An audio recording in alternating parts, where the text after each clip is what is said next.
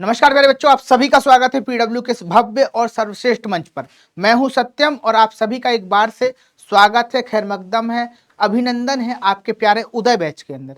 प्यारे बच्चों, इस लेक्चर में हम पढ़ने वाले हैं एक और चैप्टर जो कि संस्कृत से लिया गया है। और मूलतः यह जो चैप्टर है ये पंचतंत्र का भाग है। ठीक है, पंचतंत्र जो है वो कहानियों के लिए फेमस है और बहुत सारी शानदार शानदार कहानियां जो हैं वो यहाँ से हमें देखने को मिलती हैं। तो उन्हीं में से एक कहानी है और इस कहानी को हम पढ़ने वाले हैं। इसका नाम है सिद्धि मंत्र। अब सिद्धि मंत्र में कौन कौन सी सिद्धियां देने वाला है, आइए इन बातों पर चर्चा कर लेते हैं। तो इस चर्चा में सबसे पहले हम जानेंगे पाठ के भावार्थ को, के अंदर कौन कौन सी बातें कही गई हैं, इन सारी चीजों को जानेंगे। और फिर अंत में हम जानेंगे कि महत्वपूर्ण प्रश्नोत्तर क्या क्या हैं। तो चलिए बच्चा शुरुआत करते हैं। पाठ की शुरुआत इस प्रकार से होती है, रामदासा नारायणपुरे निवसति।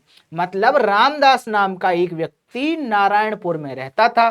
फिर क्या होता है, सा नित्य मतलब वह रोज, नित्य मतलब होता है रोज, ब्रह्म मुहूर्ते उत्थयाय मतलब रोज ब्रह्म मुहूर्त में उठ जाया करता था। नित्य कर्माणि करोति, भाई नित्य कर्म किया करता था। नारायणम स्मृति, नारायण का स्मरण किया करता था। नारायण मतलब भगवान कृष्ण, ईश्वर, विष्णु, उनका स्मरण किया करता था, भगवान की पूजा किया करता था। फिर देखो आगे क्या होता है, तत्रह परम पशुभ्या घासम ददाति। तब वह अपने पशुओं को घास देता है। परम पशुभ्या मतलब पशुओं को घास देता था। ठीक है, फिर देखो क्या होता है, अनंतरम पुत्रेण सह क्षेत्राणि गच्छति। इसके बाद पुत्र के साथ क्षेत्राणी मतलब खेत जाता था। क्षेत्राणी का अर्थ होता है, क्षेत्र का अर्थ होता है बेटा खेत। ठीक है, इसको याद रखना, काम में आएगा। और इसीलिए अगर कहीं आपको देखने को मिल जाए क्षेत्रक, क्षेत्रक या क्षेत्रज्ञ, क्षेत्रज्ञ, तो दोनों का अर्थ होता है किसान। ठीक है, क्षेत्राणी गच्छति मतलब क्षेत्र यानी कि खेत जाता था। अब आगे देखिए क्या है, तत्र सा कठिनम श्रम करोति। वहां, तत्र मतलब वहां जाकर कठिन श्रम किया करता था, खूब मेहनत किया करता था। ठीक है, अब देखो क्या होता है, तस्य श्रमेण निरीक्षणेन चक्रशो प्रभूतम अन्नः उत्पत्त्यते। कि उसके श्रम के कारण और निरीक्षण के कारण कृषि में बहुत ज्यादा जो है वो अन्न की उत्पत्ति हुआ करती थी। तस्य पशवः हष्ट पुष्टांग संति। उसके जो पशु थे वो हष्ट पुष्ट अंगों वाले थे, मतलब मजबूत और स्वस्थ अंगों वाले हुआ करते थे। ग्रहम च धन धान्यादि पूर्णम अस्ति। ग्रह जो है वो धन धान्य से पूर्ण रहता था, मतलब लबालब खूब पैसा भरा रहता था। ठीक है, फिर देखो क्या होता है, तो इस तरीके से हमने जो है ना इस पैराग्राफ का अर्थ समझा। अब इसका संदर्भ कैसे लिखें, ऐसे लिख सकते हैं, प्रस्तुत गद्यांश हमारी पाठ्य पुस्तक के अंतर्गत संस्कृत खंड के सिद्धि मंत्र नामक पाठ से लिया गया है। इसमें श्रम के महत्व पर प्रकाश डाला गया है। ठीक है, बाकी सारी चीजें तो आप समझ ही गए हैं, जो आपको समझाने के लिए इतना प्रयास किया जा रहा है। ठीक है, अब व्याख्या क्या है तो वो तो आप जान ही गए कि रामदास जो था वो नारायणपुर में रहता था, खूब मेहनत करता था, अपने बच्चे के साथ खेती करने जाया करता था। खेती में चूंकि मेहनत कर रहा है इसलिए खूब सारा अनाज उत्पन्न था, घर जो था वो धन संपत्ति से भरा हुआ था, उसके पशु भी जो थे ना बड़े हष्ट पुष्ट हुआ करते थे। ठीक है, अब देखो आगे क्या होता है, अब कहानी में एक और ट्विस्ट आता है। अत्रैव ग्रामे पैतृक धननेन धनवाना धर्मदास निवसति। उसी गांव में धनदास यानी कि धर्मदास, पैतृक धनेन मतलब खानदानी रईस जो होते ना, खानदानी अमीर आदमी, उस टाइप का आदमी, धनवान धर्मदास भाई अमीर आदमी यानी कि धन से युक्त धर्मदास निवसति मतलब रहा करता था। फिर देखो क्या होता है, तस्य सकलम कार्य सेवका संपादयन्ति।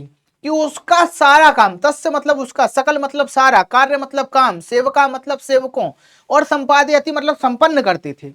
सेवका नाम उपेक्षाए तस्य पशवः दुर्लभा क्षेत्रेषु बीज मात्रापि अन्यम नोत्पद्यते। अब यहां समझो, सेवकान मतलब सेवकों के द्वारा, उपेक्षाए मतलब उपेक्षित, तस्य मतलब उसके, पशवः मतलब पशु, दुर्लभा मतलब सॉरी दुर्बला मतलब कमजोर, क्षेत्र मतलब खेत या क्षेत्रेशु मतलब खेत, चा बीज मात्रा भी मतलब बीज मात्र अन्न भी नहीं उत्पन्न होता था। तो भैया जो सेवक होते हैं, जो उसके नौकर होते हैं, वो बड़े बदमाश होते हैं, वो उसके जानवरों की उपेक्षा करते हैं, तो जानवर दुर्बल मुर्बल मरे किस्म के हो जाते हैं। फिर भाई दूसरी बात आती है क्षेत्र यानी कि खेत की, तो खेती भी जो है ना ऐसे ही हो जाती है। क्योंकि बेटा देखो, जानवर और खेती अगर दूसरे के हाथ गई तो फिर वो बर्बाद होगी। आपका घोड़ा अगर आप चलाएंगे अच्छा चलेगा, आपका गाड़ी आप अपने हाथ रखेंगे अच्छा चलेगा, लेकिन दूसरे के हाथ यदि गया तो बर्बाद ही होता है। और ऐसा खेती का भी है, अगर अपने हाथ में है तो खेती है, और अपने हाथ में खेती नहीं है तो फिर कुछ भी नहीं है।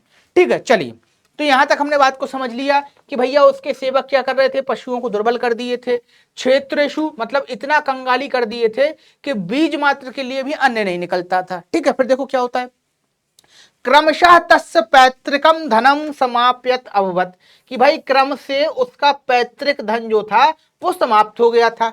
तस्य जीवनम अभावग्रस्त जात, अभावग्रस्तम जात, कि भाई तस्य मतलब उसका, जीवनम मतलब जीवन, अभाव मतलब कमी, ग्रस्त मतलब होना, तो कमी से ग्रस्त हो जाता है। ठीक है बच्चा, ये बात समझ में आई कि भाई यदि नौकरों पर ज्यादा भरोसा कर लिया तो फिर भैया गोविंदाय नमो नमः है, सब कंगाल हो जाएगा, सब कंगाल कर देते हैं नौकर। ठीक है, चलो भैया आगे बढ़ते हैं, आगे देखो क्या होता है। तो वही बात है, पूर्वक संदर्भ लिखेंगे और व्याख्या इसी प्रकार से कि भाई इसी गांव में पूर्वजों से धन प्राप्त एक धर्मदास नाम का आदमी रहता था।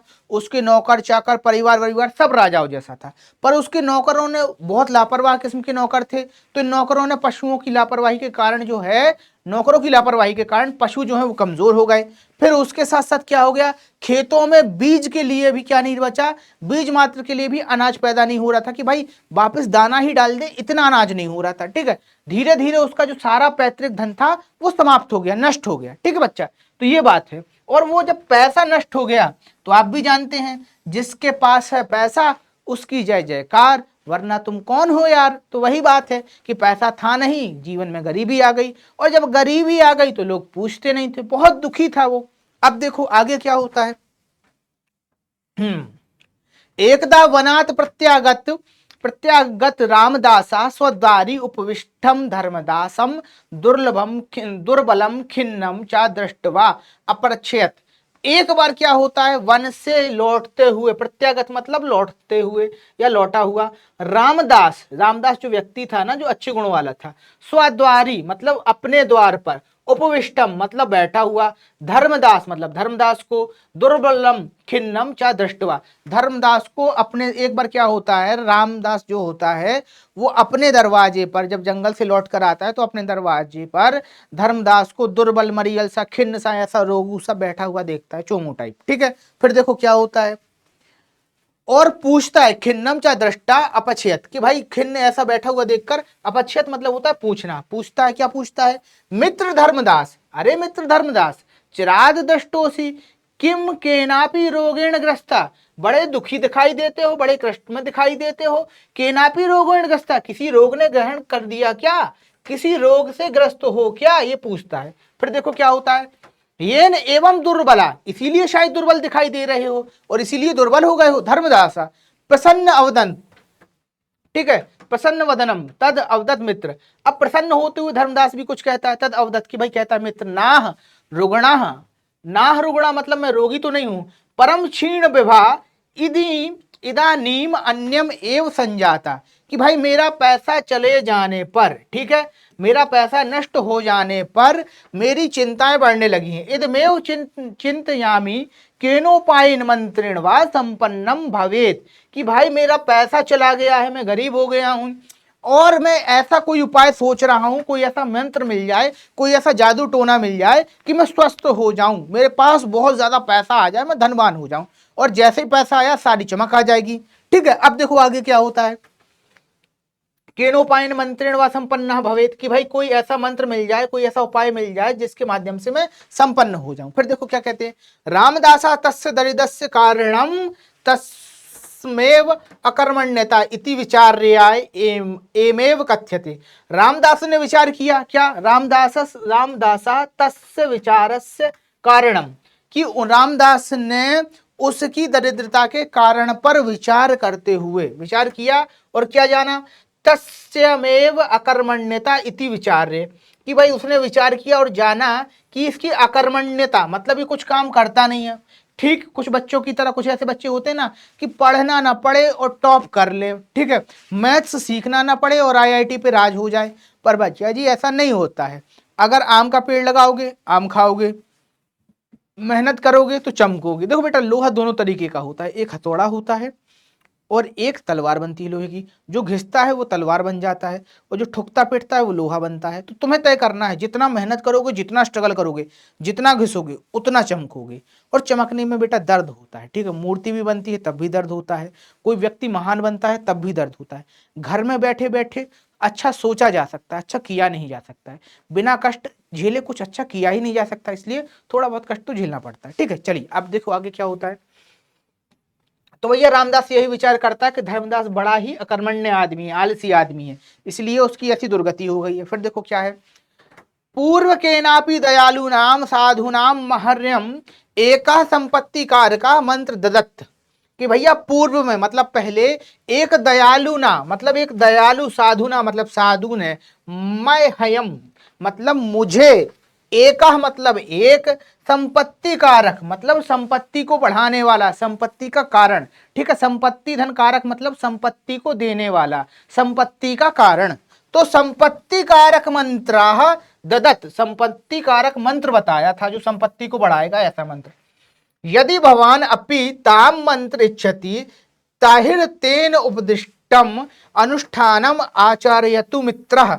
अब रामदास ये बात कहता है कि यदि भवान यानी कि आप, अपि तम मतलब तुम भी मंत्र की इच्छा रखते हो, ताहिर तब, तेन मतलब उन्होंने, उपदिष्टम मतलब जो कहा था, अनुष्ठानम आचरयतु मतलब जो उन्होंने कहा था वो अनुष्ठान करो, मित्र शीघ्रम कथयतु। अब धर्मदास ये कहता है मित्र शीघ्रम कथयतु, फौरन बताओ क्या बात है, मैं भी वो अनुष्ठान करूंगा। देखो क्या कहता है, तेह नाम पुनः संपन्ना भवेत, कि भाई ऐसा करके मैं पुनः संपत्ति वाला बन जाऊंगा। रामदास अवदत मित्राः नित्यम सूर्योदय पूर्वम उत्तिष्ठति, कि भाई नित्य सूर्योदय से पहले उठना है। रामदास पहले कहता है, रामदास अवदत मतलब कहना या बोलना, मित्र नित्यम मतलब रोज, सूर्योदय मतलब सूर्योदय, पूर्वम मतलब पहले, उत्तिष्ठ मतलब उठना, स्वपशूनाम चा उपचर्याम स्वमेव कुरु, कि भाई तुम्हारे जो पशु हैं, स्वपशूनाम मतलब खुद के पशुओं को स्वयं चारा दो, ठीक है। ये बात कह रहा है। फिर देखो प्रतिदिनम चा क्षेत्रेषु कर्म कारणाम, कि भाई कर्म का जो कारण, कर्म कारणम मतलब क्षेत्रेषु, क्षेत्रेषु मतलब होता है खेतों में, कर्म कारणम मतलब जो कार्य करते रहते हैं ना कर्मचारी, उनके काम का कार्याणि निरीक्षस्व, कि भाई उनके कार्य का निरीक्षण करो।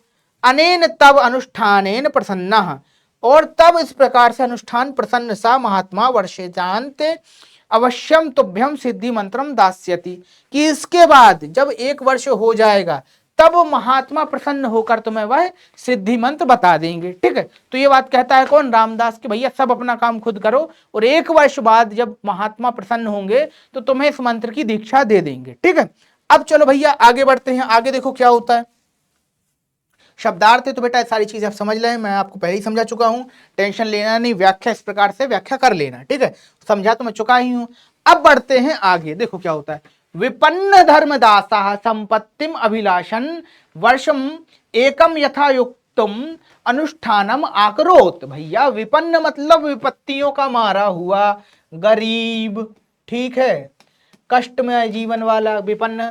धर्मदास कौन था भैया, विपन्न धर्मदास मतलब संपत्ति, विपत्ति का मारा धर्मदास, संपत्तिम संपत्ति की, अभिलाषण इच्छा से, वर्ष भर, एकम यथोक्तम 1 वर्ष भर वो वैसा ही काम करता है जैसा उससे कहा जाता है, यथा युक्ति, ठीक है। अनुष्ठानम आकरोत, यथोक्तम अनुष्ठानम आकरोत मतलब जैसा कहा जाता है वैसा करता है। नित्यम प्रातः मतलब रोज प्रातः, जागरण जागता है, तस् स्वास्थ्यम अभिवर्तम, अवर्तम, कि भाई स्वास्थ्य जो है उसका, स्वास्थ्य जो है उसकी अभिवृद्धि हो जाती है। तेने नियमेन पोषितारु मतलब उसके नियम से पोषण प्राप्त होता है। पशुवा स्वास्थ्यरु, कि भाई पशुओं का भी स्वस्थ हो जाते। बलरू चा जाता है मतलब बलवान भी पशु हो जाते हैं, चा जाता। गाव महिषा है चा प्रचुर दुग्धा आच्छयन, कि भाई गौ एंड महिष, ठीक है। गौ मतलब होता है गाय, महिष मतलब होता है क्या, भैंस। चा प्रचुर दुग्धम आयछन, भैया गैया और भैंस जो है ना धर्मदास की, वो अच्छे से दूध देने लगती है, प्रचुर मात्रा में मतलब भर भर के कैन भर जाए इतना दूध देने लगती। फिर देखो क्या होता है, तदानी तस्य कारकः अपि कृषि कार्ये सन्नद्धा अभवन, कि भाई उसके देखो क्या होता है, तदानी तब तस्य मतलब उसके जो कर्मकारः मतलब जो कर्मचारी हैं, अपि सभी के सभी जो हैं कर्मचारी भी कृषि कार्य में संलग्न हो जाते हैं। तस्य तस्मिन् वर्षे तस्य क्षेत्रेषु प्रभूतम अन्न उत्पन्नम, कि उस वर्ष में उसके खेतों से प्रभूतम मतलब खूब प्रचुर मात्रा में अन्न उत्पन्न हुआ। ग्रहे चा धन धान्य पूर्ण, घर भी कैसा होगा, धन धान से पूर्ण हो गया। ठीक है, फिर देखो क्या होता है। हाँ, तो ये सारी चीजें तो बेटा देखो वही है, सेम संदर्भ भी वही लिखोगे कि प्रस्तुत पद हमारी जो पाठ्य पुस्तक हिंदी की पाठ्य पुस्तक के गद्य खंड से लिया गया है। इस पाठ का नाम क्या है, सिद्धि मंत्रा, और यहाँ पर कर्म के महत्व को बताया गया है और सारी चीजें आप पढ़ ही चुके हैं। चलिए आगे बढ़ते हैं। फिर देखो क्या होता है। एकस्मिन् दिने प्रातः रामदासा क्षेत्राणि आगच्छन् दुग्ध परिपूर्ण पात्रेण हस्ते दधान प्रसन्न मुखा धर्मदासम अवलोक्य अवदत्। एक बार क्या होता है, एकस्मिन् दिने एक दिन, प्रातः मतलब सुबह, रामदास मतलब रामदासी का नाम ही एक, क्षेत्राणि आगच्छन् खेतों में आ जाता है, दुग्ध परिपूर्ण मतलब दूध से भरे हुए बर्तन को हाथ में लिए प्रसन्न मुख रामदास को देखकर बोलता है, अपि कुशलम ते वर्धते किम तव अनुष्ठानम, कि भाई अब तो तुम कुशल हो, अनुष्ठान के विषय में क्या ख्याल है। फिर उस पर क्या कहते हैं, किम महात्मानाम मंत्रार्थम उपगच्छाव, क्या हम मंत्र जानने के लिए महात्मा जी के पास चलें।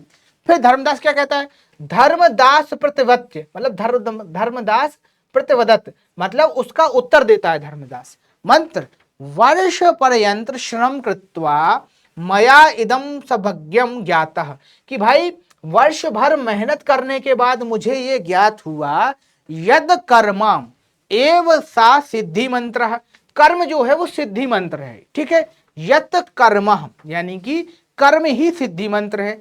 तस्यैव अनुष्ठानेन मनुष्यः सर्वम अभिष्टम फलम लभन्ते, और उसके अनुष्ठान से, किसके, कर्म के अनुष्ठान से मनुष्य सब प्रकार की अभीष्ट मतलब जो तुम्हारी इच्छा हो, ठीक है, उस फल को प्राप्त कर सकता है, यानी फलम लभन्ते।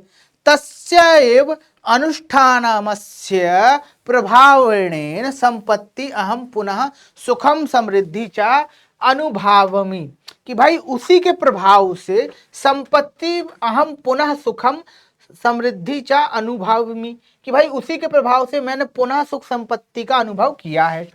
तत्र श्रुत्वा प्रहष्ट चा रामदासः यथा स्थानम आगच्छत, कि भाई ऐसी अच्छी अच्छी बातें सुनकर रामदास वापस अपने स्थान को लौट आता है, मतलब अपने खेत की तरफ लौट आता है कि भाई इसकी तो बुद्धि खुल गई, इसके तो कपाट खुल गए, अब ये कर्म को ही मानने लगा है। चलो भैया आगे देखो क्या होता है।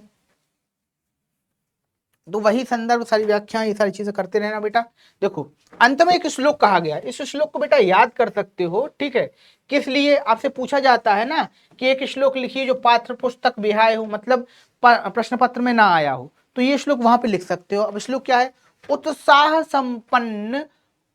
संपन्नम दीर्घ सूत्रम क्रिया व्यज्ञ व्यसनेष्णव सक्तम शूर कृतज्ञ दृढ़ सौहार्द्रम चा लक्ष्मी स्वयं याति निवास हेतु। समझो अब इसका क्या कहा जा रहा है, उत्साह संपन्न दीर्घम सूत्रम, कि भाई उत्साह से संपन्न हो, उत्साह संपन्न दोनों मिलाकर एक शब्द बना, इसको अलग अलग करो, उत्साह संपन्न मतलब उत्साह से संपन्न। फिर दीर्घ सूत्रम मतलब होता है क्या, कि आलस्य से दूर हो। अदीर्घ सूत्र मतलब, अदीर्घ मतलब होता है जो आलस्य ना करता हो, ठीक है, उससे दूर रहता हो। फिर व्यसन वेश सक्तम, व्यसन वेश सक्तम मतलब व्यसन से दूर रहने वाला, जो किसी भी प्रकार का व्यसन ना करता हो। फिर क्या है, शूरम कृतज्ञम दृढ़ सौहार्द्रम, कि शूरम मतलब ऐसा वीर हो, सो पराक्रम करने वाला हो, और कृतज्ञ हो, यदि उस पर कोई उपकार किया गया है तो उसको मानने वाला हो। ठीक है, दृढ़ सौहार्द्रम मतलब मित्रता कैसी हो, उसकी दृढ़ हो, अच्छी मित्रता वाला हो। ठीक है, और जब ये सारे गुण आप में हो जाएंगे तो लक्ष्मी स्वयं याति निवास हेतु, कि भाई लक्ष्मी स्वयं आपके घर में रहने के लिए मजबूर हो जाएगी। क्या क्या चीज होना चाहिए आपके अंदर, सुनो, उत्साह संपन्न हो, जो भी काम करना हो बहुत जोश के साथ, अरे हम कर लेंगे, अरे मजा आएगा, ऐसे करे, ठीक है। और उसके साथ साथ किसी भी प्रकार का आलस ना करे, अरे यार छोड़ो आज 2 पेज नहीं पढ़े जा रहे हैं, कल पढ़ लेंगे, हटाओ, ये कौन सा आता है, ऐसा ना करे, पढ़े बस, ठीक है, दबा के मेहनत करे और उत्साह से भरा रहे, अरे हम कर देंगे, हमसे अच्छा कौन, ठीक है, जैसे ऐसी मेहनत करता रहे, आलस ना आता हो। फिर उसके बाद क्या है, क्रिया विज्ञम, कि भाई कैसे किसी कार्य को किया जाना चाहिए, उसी चीज को लेकर कैसे स्मार्टली हम इस काम को कर सकते हैं, क्रिया को जानने वाला हो, कैसे किस कार्य को संपन्न करना हो, ये गुण उसके अंदर हो, ठीक है। फिर आगे क्या कहा जा रहा है वो समझो, व्यसनेन सवक्तम, कि भाई किसी भी तरीके का व्यसन उसके अंदर ना हो, किसी भी तरीके की बुराई, किसी भी तरीके का नशा उसके अंदर ना हो, शूर हो मतलब मेहनती हो, डरे वरे ना, एकदम डरपोक टाइप का ना हो, और उसके साथ साथ कृतज्ञ हो, कि यदि उस पर कोई उपकार किया गया हो तो उस उपकार को माने, और पक्की मित्रता वाला हो, यदि किसी को मित्र कह दिया तो उससे मित्रता निभाए, अच्छे आचरण वाला हो। और अगर ये गुण आपके अंदर है तो बेटा लक्ष्मी आपको छोड़कर कहीं नहीं जाएगी, कभी नहीं जा सकती, आप जहां जाएंगे लक्ष्मी को वहां आना पड़ेगा, ठीक है। इसीलिए इस श्लोक को बेटा सबसे एंड में रखा गया है, और यही जीवन की सीख है। इस तरीके से बेटा हमने इस पैराग्राफ को समझा, इस चैप्टर को समझा। अब चलिए बच्चा बढ़ते हैं प्रश्नोत्तरों की तरफ। तो प्रश्नोत्तर कुछ इस प्रकार से हैं, रामदासा धर्मदासा कुत्र निवसत, रामदास और धर्मदास कहाँ रहते थे, तो रामदासा धर्मदासा नारायणपुर निवसत, रामदास और धर्मदास दोनों नारायणपुर में रहते थे। नित्यम ब्रह्म मुहूर्त का उत्तिष्ठति, भैया नित्य ब्रह्म मुहूर्त में का उत्तिष्ठति मतलब कौन उठता था, तो रामदास जो थे वो उठा करते थे, रामदासा नित्यम ब्रह्मो मुहूर्ते उत्तिष्ठति। फिर आगे पूछा जा रहा है, प्रातः काले उत्थाय रामदासा किम किम कार्यम करोति, प्रातः काल उठकर रामदास कौन कौन से कार्य करता था, आओ समझ लो। प्रातः काले उत्थाय रामदासा नित्य कर्माणि करोति, नारायणम स्मृतिम पशुभ्या घासम ददाति, भाई सारे नित्य कर्म करता था, ठीक है, नहाता धोता था, उसके बाद नारायण स्मृति मतलब पूजा, क्या पूजा पाठ करता था भैया जी, भगवान की पूजा, ठीक है, जो ना करे पूजा उसका काम हो जाता है पूजा पूजा, ठीक है। तो ये बात है, पूजा करो जीवन में, आगे बढ़ो। फिर क्या है, पशुभ्या घासम ददाती चा, पशुओं को घास देता था, भाई किसान आदमी था, जानवर होंगे ही तो उनको घास खिलाना है। फिर देखो क्या है, कस्याग्रहम धन धान्य आदि परिपूर्णम अस्ति, किसका घर जो था वो धन धान्य से पूर्ण था, तो भैया यहाँ पर रामदास का जो घर था, किसका, रामदासस्य दासस्य ग्रहम ग्रहम धन धान्य परिपूर्ण अस्ति। चलो आगे बढ़ो, अगला प्रश्न क्या है, रामदासस्य पुत्रेण सह कुत्र गच्छति, रामदास अपने पुत्र के साथ कहां जाता था, तो रामदासस्य पुत्रेण सह क्षेत्रापि गच्छति, रामदास अपने पुत्र के साथ क्षेत्राणि यानी कि खेतों में जाया करता था। क्षेत्राणि मतलब होता है क्या, खेत, ठीक है, तो क्षेत्र मतलब खेत होता है और क्षेत्राणि मतलब खेतों में होगा, ठीक है। चलिए आगे बढ़ते हैं, फिर समझो, धर्मदासा कथम अभाव ग्रस्तम जात, धर्मदास किस चीज के अभाव से ग्रस्त था, तो भैया धर्मदास जो अभाव ग्रस्त था वो था संपत्तः यानी कि संपत्ति के अभाव से वो ग्रस्त था। सिद्धि मंत्र का आसीत, सिद्धि का मंत्र क्या है, कर्म एवं सिद्धि मंत्र आसीत, कर्म ही सिद्धि का मंत्र, जितनी भयंकर मेहनत कर लोगे उतना अच्छा रिजल्ट आ जाएगा, ये बात है।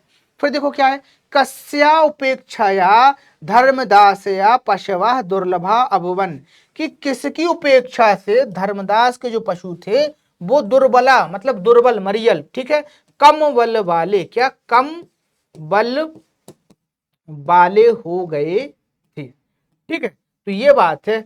अब देखो क्या है, सेवकान उपेक्षाए धर्मदासस्य पशवा दुर्बला भवती, सेवकों की उपेक्षा से, नौकरों की उपेक्षा से, जो उसके यहाँ कामगार लगे हुए थे उनकी उपेक्षा से ये जो पशु थे वो दुर्बल हो गए थे, कमजोर हो गए थे, ठीक है भैया जी। चलिए आगे बढ़ते हैं और बात करते हैं अगले प्रश्न की। अगला प्रश्न क्या है, कस्य क्षेत्रेषु बीज मात्रापि अन्य नोत्पाद्यते, मतलब किसके खेत में बीज भी नहीं निकला करता था, बीज का भी उत्पादन नहीं हुआ करता था, तो वो जो थे वो धर्मदास थे। कहा जाता है उत्तर में कि धर्मदासस्य क्षेत्रेषु बीज मात्रापि अन्य नोद्योपते, कि भाई धर्मदास के खेतों में बीज के लिए भी अन्न नहीं उपजता था, ठीक है। फिर क्या कहा जा रहा है, देवकी कहा आसीत, तो बेटा ये क्वेश्चन गलत हो गया है, प्रीवियस ईयर का आ गया है, हटाओ इसको, इसको नहीं पढ़ते, ठीक है। फिर देखो क्या है, धर्मदासस्य दरिद्रस्य किम कारणम अस्ति, कि धर्मदास की दरिद्रता का क्या कारण था, धर्मदास के दरिद्रस्य